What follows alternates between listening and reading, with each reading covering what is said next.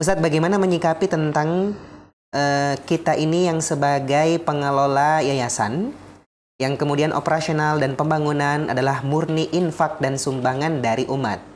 Lalu kemudian yayasan itu berkembang. Nah, seberapa persenkah uang tersebut ya, yang murni infak dan sumbangan umat itu untuk kita bisa pakai keperluan pribadi dan keluarga, Ustadz? Berkaitan dengan pengelolaan yayasan yang mana pengelolaan yayasan ini sumber dananya itu berasal dari dana-dana infak dari umat ya, dari umat. Nah, apakah boleh pihak pengelola ya ketika mengelola yayasan itu ketika mereka berusaha untuk memaksimalkan dana-dana yang terkumpul dari umat ini demi untuk kepentingan dakwah misalnya atau kepentingan sosial dan yang lainnya, apakah diperbolehkan dia mengambil sebagian dana itu atau memotong sebagian dana itu untuk keperluan pribadi? Ya, kalau boleh, apakah atau bagaimana takarannya atau apa batasannya sehingga dia bisa mengambil sebagian daripada dana yang diinfakkan oleh umat tersebut. Nah, yang pertama untuk kita bahas di sini adalah masalah yayasan ya. Tentunya negara kita memfasilitasi bagi setiap daripada warga negara ini ketika mereka memiliki kepentingan untuk membuat yayasan, sehingga mereka bisa betul-betul profesional dalam mengelola dana umat ya, mengelola dana umat, sehingga tidak diperbolehkan adanya bentuk-bentuk pengumpulan infak yang liar ya, yang tidak resmi. Dan tentunya ini juga memudahkan bagi pemerintah untuk istilahnya memberikan semacam pengontrolan ya kepada yayasan-yayasan yang ada dan terdaftar di lembaga pemerintahan kita.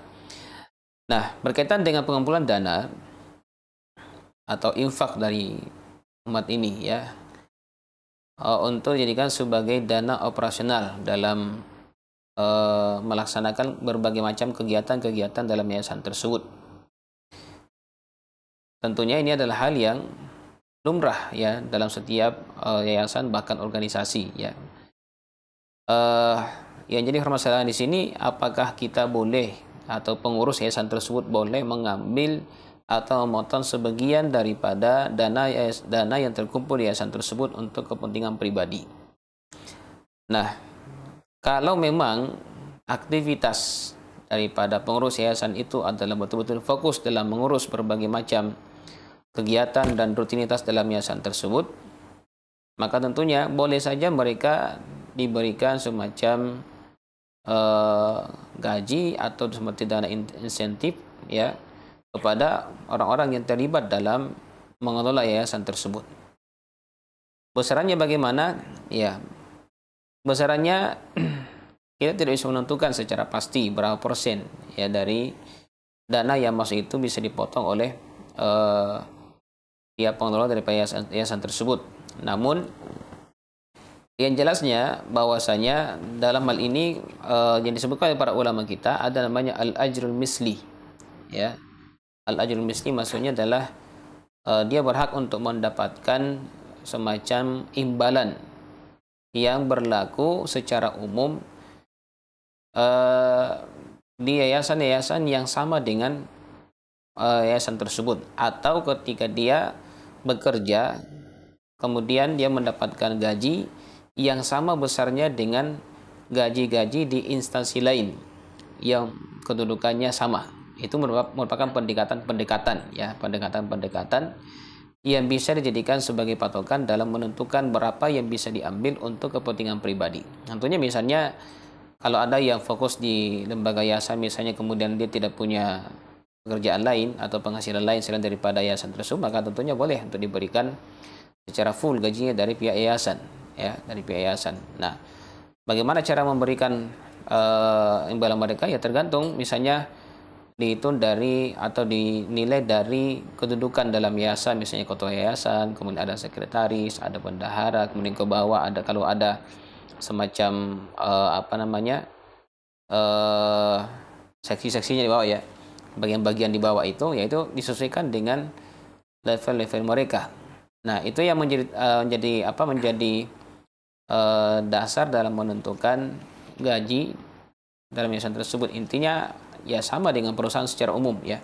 Mereka memiliki level-level sesuai dengan kedudukan dan mungkin berkaitan juga dengan lamanya bekerja di tempat tersebut.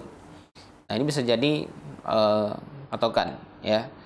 Jadi kalau misalnya memang dalam pekerjaannya itu secara umum kalau kita lihat di luar ya, misalnya sebagai seorang bagian keuangan atau bendahara misalnya, berapa per bulan dikasihkan, biasanya kalau pekerjaannya seperti itu disesuaikan dengan tingkat kesulitan pekerjaan yang dikerjakan ya, maka bisa digaji berapa ya. Kita tidak menentukan berapa nominalnya, tapi itu silakan melakukan pendekatan dengan tingkat pekerjaan yang dikerjakan di luar lembaga tersebut ya. Secara umum bisa kita lihat ya, berapa gajinya kalau bendahara misalnya, ketua yayasan berapa misalnya, terus ke bawah sampai bagian-bagian di bawah berapa gajinya. Kalau misalnya mengelola sekolah berapa gajinya, kalau guru-guru itu bisa dianggarkan dari dana yang terkumpul dari dana infak dari umat tersebut. Itu tidak masalah ya, selama memang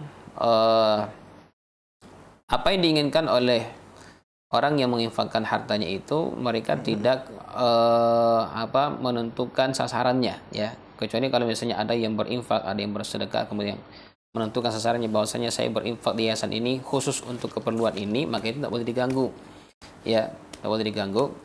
Kecuali mungkin sebagian ulama membolehkan untuk mengambil dana operasional ya daripada penyaluran infak tersebut. Ketika kita salurkan kan biasanya kan butuh misalnya transportasi, butuh biaya atau biaya akomodasi misalnya untuk orang yang ikut terlibat langsung dalam menyalurkan dana tersebut. Nah, seperti itu. Itu tidak masalah dipotong dari dana infak sekalipun ditentukan bahwasanya dana infak itu atau dana yang dikumpulkan oleh umat itu diperuntukkan untuk keperluan tertentu. Itu tidak masalah, insyaallah.